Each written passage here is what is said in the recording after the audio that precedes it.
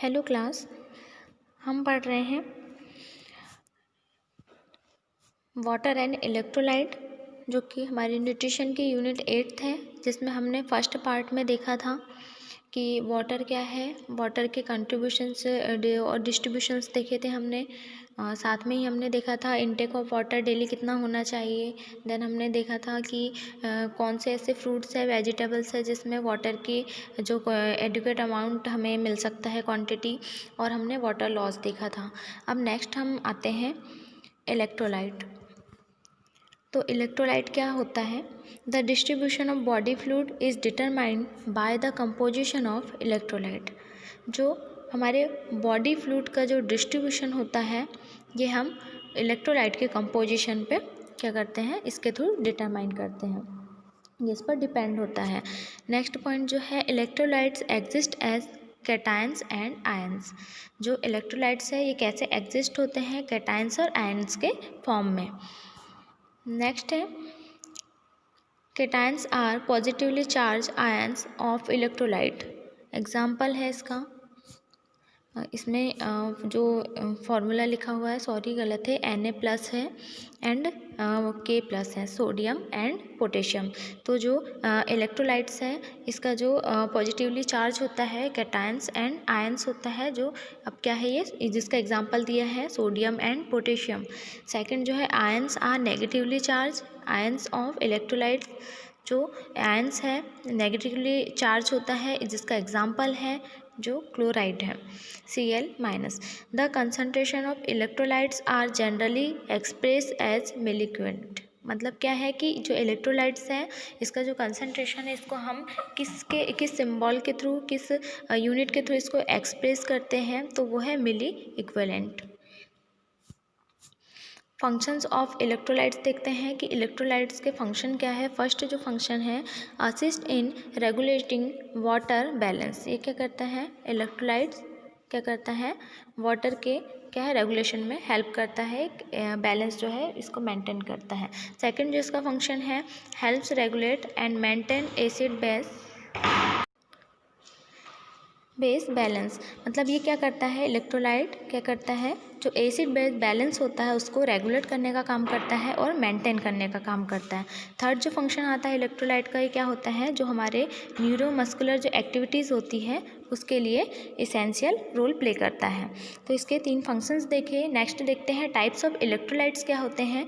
The common types of serum electrolytes are sodium, जिसको हम Na के सिंबल के थ्रू हम इसको एक्सप्रेस करते हैं। देन पोटेशियम के, कैल्शियम, मैग्नीशियम। तो ये कुछ और नेक्स्ट और है 2-3। जो क्लोराइड है Cl, फास्फेट है, बाइकार्बोनेट है। तो ये क्या है, टाइप्स ऑफ इलेक्ट्रोलाइट्स है। इतने टाइप्स के इलेक्ट्रोलाइट्स जो हैं वो होते हैं, जिसको हम 1 बाय 1 डील करेंगे। अब नॉर्मल रेंज देखते हैं इलेक्ट्रोलाइट्स की। तो नॉर्मल रेंज में इलेक्ट्रोलाइट्स का नाम देखते हैं पहले। सोडियम जो है एक इलेक्ट्रोलाइट है जिसकी नॉर्मल रेंज हमारी बॉडी में कितनी होती है, 135 to 145 MEQ/लीटर होती है। एंड पोटेशियम की जो रेंज है वो कितनी होती है, 98 to 106 MEQ/लीटर होगी। देन मैग्नीशियम जो है इलेक्ट्रोलाइट, इसकी जो रेंज होगी 3.5 to 5.0 MEQ/लीटर होगी। एंड नेक्स्ट जो है क्लोराइड, क्लोराइड की 8.5 to 10 mg/dl होगी। अब जो कैल्शियम है, इसकी जो नॉर्मल रेंज है वो है 1.6 to 2.6 mg/dl। तो ये नॉर्मल रेंज है इलेक्ट्रोलाइट्स की। नेक्स्ट देखते हैं regulation of body water and electrolytes. इसका रेगुलेशन देखते हैं जो वाटर एंड इलेक्ट्रोलाइट्स हैं। फर्स्ट है regulation of water and sodium. अब जो वाटर एंड सोडियम है उसका रेगुलेशन कैसा होगा, for every 100 calories metabolize the body losses about 65 ml water in the urine, 40 ml by sweating, 15 ml from the lungs and about 5 ml from production as a result of metabolic process।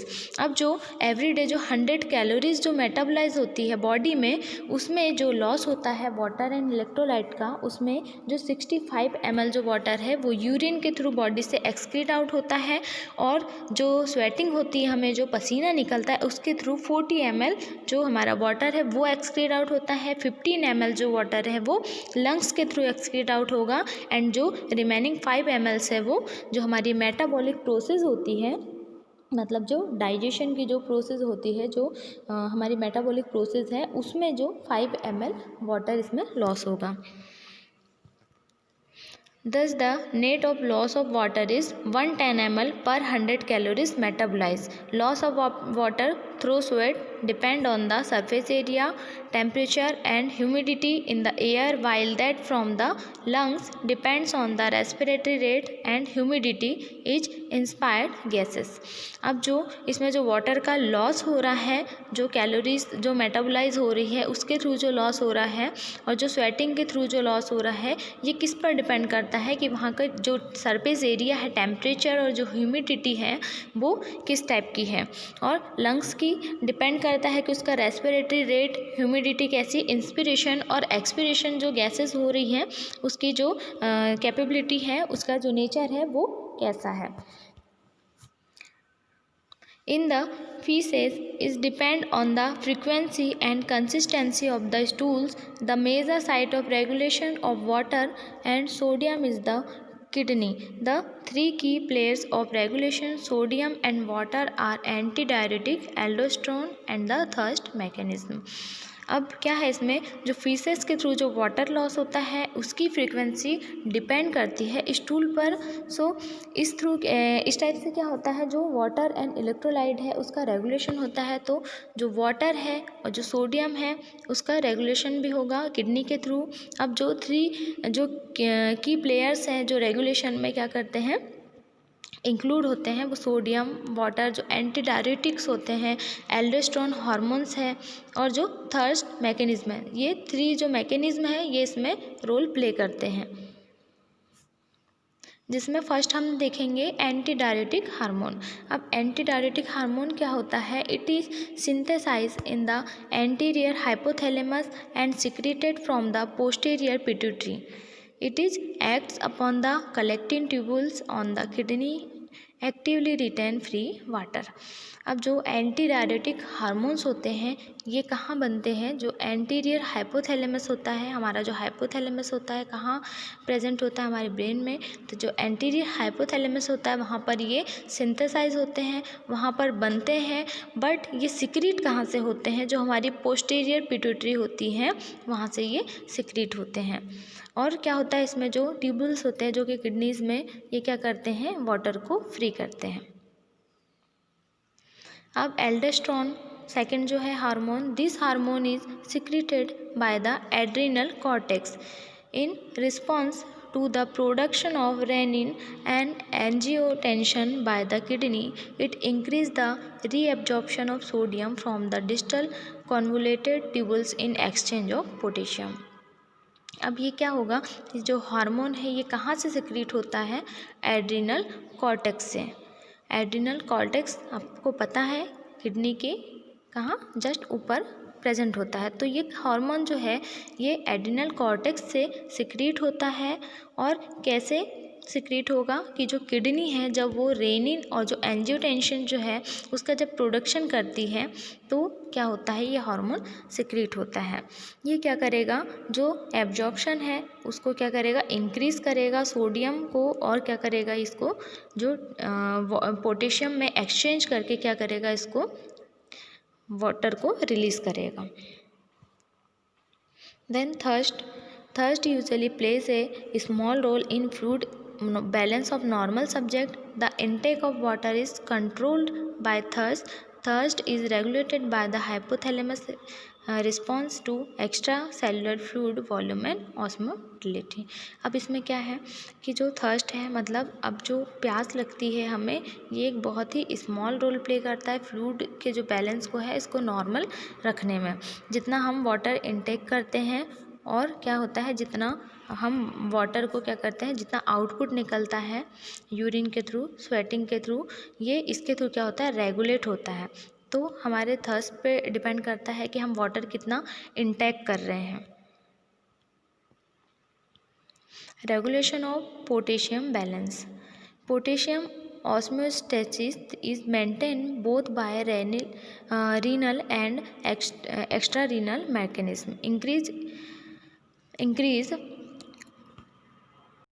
secretion. Potassium stimulates the production of aldosterone, which acts upon the distal convoluted tubules to reabsorb sodium, maintain electroneutrality.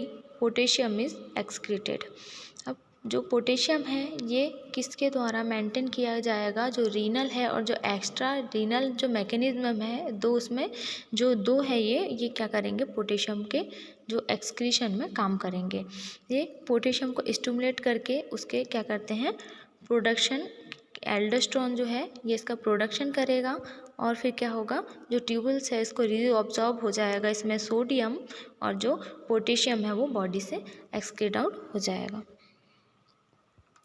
Aldosterone also plays a role in extra-renal potassium hemostasis and causing potassium loss in the colon, sweat and saliva. अब जो aldosterone है वो भी एक role play करता है इसमें। जो एक्स्ट्रा रीनल पोटेशियम होता है वो कैसे, पोटेशियम लॉस कैसा होता है, जो स्वेट होती है, जो सलाइवा के थ्रू क्या होता है इसका, ये एक्सक्रीट आउट होता है। Calcium phosphate and magnesium balance. इसमें क्या होगा, the three key players in the regulation of calcium phosphate and magnesium balance are parathyroid hormone calcitriol, also called dihydroxy calciferol, and vitamin D3 and calcitonin. The three key and organs are bone, kidney and intestine. अब जो calcium phosphate और जो magnesium है ये क्या करते हैं, बहुत ही इम्पॉर्टेंट रोल प्ले करते हैं। ये क्या करते हैं, जो थायराइड जो हार्मोन्स होते हैं ये क्या करते हैं, इसका पैराथायरॉयड हार्मोन का क्या करते हैं, रेगुलेशन करते हैं। ये थ्री जो कैल्शियम फास्फेट मैग्नीशियम जो है इसका बैलेंस बना के रखते हैं। एंड क्या होता है, ये बहुत ही इम्पॉर्टेंट रोल प्ले करते हैं हमारे बोन्स के लिए, किडनी के लिए एंड इंटेस्टाइन के लिए। नेक्स्ट है electrolyte balance. Change in the concentration of chapter right in the body fluids may be due to change in the body water content electrolyte level. अब इलेक्ट्रोलाइट बैलेंस जो है वो उसका जो कंसंट्रेशन है उस पर डिपेंड करता है, बॉडी के फ्लूइड्स पर, और जो इलेक्ट्रोलाइट लेवल है वो उस पर डिपेंड करता है। अब effects of excess water in the water intake water balance. अब इसमें क्या है, if excess water more than 2 litres article on the water is distributed rapidly throughout the body, the kidney responds to water intake after about 15 to 30 minutes. The extra जो excreted fire the kidney within 2 hours। इसमें क्या है, अगर हम excess water intake करते हैं more than 2 litre से ज़्यादा, अगर हम 2 लीटर से ज़्यादा वाटर जो है उसको इनटेक करते हैं तो वो क्या है, रैपिडली डिस्ट्रीब्यूटेड हो जाता है हमारी बॉडीज़ में, और जो किडनी है वो क्या करती है, इसको फिल्ट्रेशन का काम करती है, फिल्ट्रेशन के लिए रिस्पॉन्सिबल होती हैं। ये फिल्ट्रेशन करके क्या करती हैं, जो 15 to 13 मिनट्स है इसमें इसका वाटर का फिल्ट्रेशन हो जाता है, और ये 2 आवर्स के अंदर हमारी जो किडनी इसको फिल्टर करके हमारी बॉडी से एक्सक्रीट आउट कर देती है। यूरिन के थ्रू ये बॉडी से एक्सक्रीट आउट हो जाता है। Next, deficiency of water. Excessive loss of water could take place due to diarrhea, vomiting, fever, and uncontrolled diabetes. If excess water loss, then it causes dehydration. अब यहाँ पे अगर water की ज़्यादा हमारी बॉडी में डेफिशिएंसी हो जाती है तो क्या होता है, डायरिया होगा, वॉमिटिंग होगी, फीवर होगा, और डायबिटीज़ भी जो है वो अनकंट्रोलेबल हो जाएगी। और एक्सेस वाटर अगर लॉस होता है तो डिहाइड्रेशन कॉज होगा। नेक्स्ट है dehydration can be classified as. अब जो डिहाइड्रेशन है, वाटर लॉस के कारण जो डिहाइड्रेशन कॉज हो रहा है, इसके जो है फर्स्ट जो होता है माइल्ड, सेकंड होता है मॉडरेट, थर्ड होता है सीवियर। तो माइल्ड में क्या होगा, जो है डिहाइड्रेशन होगा इसमें if the fluid loss is 5%, fluid loss अगर 5% हो रहा है तो, और अगर मॉडरेट में क्या होगा, if the fluid loss in the 5 to 15%, moderate में क्या होगा, फ्लूइड लॉस 5 to 15% होगा। सीवियर में क्या होगा, if fluid loss is 15 to 20%। अब जब सीवियर वाटर का लॉस होगा, सीवियर डिहाइड्रेशन होगा, तो क्या होगा, जो फ्लूइड लॉस होगा वो 15 to 20% होगा। सो नेक्स्ट हम देखेंगे इलेक्ट्रोलाइट इम्बैलेंस। तो इलेक्ट्रोलाइट इम्बैलेंस में इलेक्ट्रोलाइट्स हमने जो टाइप्स में इलेक्ट्रोलाइट्स देखे थे, जो कि सोडियम थे, पोटेशियम थे, क्लोरीन था, तो ये सारे जो है इसके जब इम्बैलेंस, जब हमारी बॉडी में ये इम्बैलेंस हो जाते हैं तो क्या इफ़ेक्ट्स दिखाई देते हैं, क्या डिसीज़ कॉज होती हैं, तो ये हम नेक्स्ट वीडियो में डील करेंगे। So thank you class.